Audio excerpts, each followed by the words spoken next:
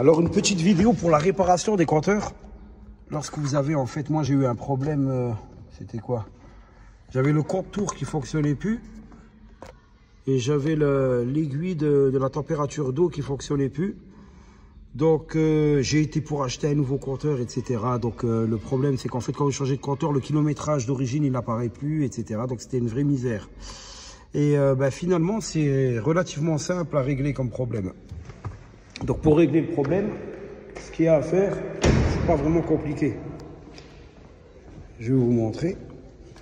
Donc ça peut servir à quelques dizaines de personnes, franchement, parce que j'avais appelé Mercedes, ils m'ont proposé carrément le remplacement du compteur. Plus de, je sais, dans les 1200, 1300 euros. Donc moi, ce que j'ai fait, j'ai acheté un compteur d'occasion, que voici. Donc j'ai dû le payer quoi? J'ai dû le payer une centaine d'euros. Et en fait, c'est hyper simple. Bon, il faut être assez minutieux, mais c'est vachement simple.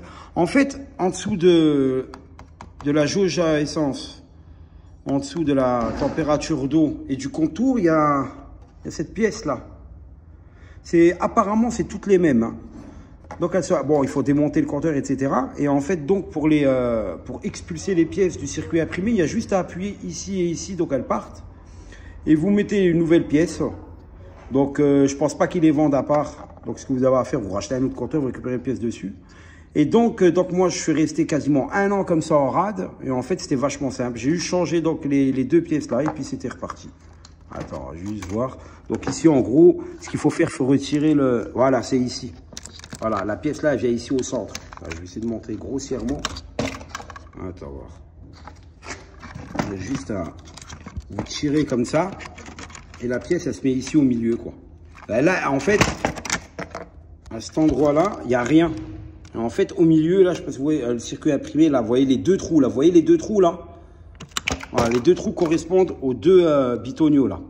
Voilà, ce bitonio là et bitonio là. Voilà, donc ça peut servir parce que c'est quand même vachement emmerdant quand on a un compteur qui fonctionne plus.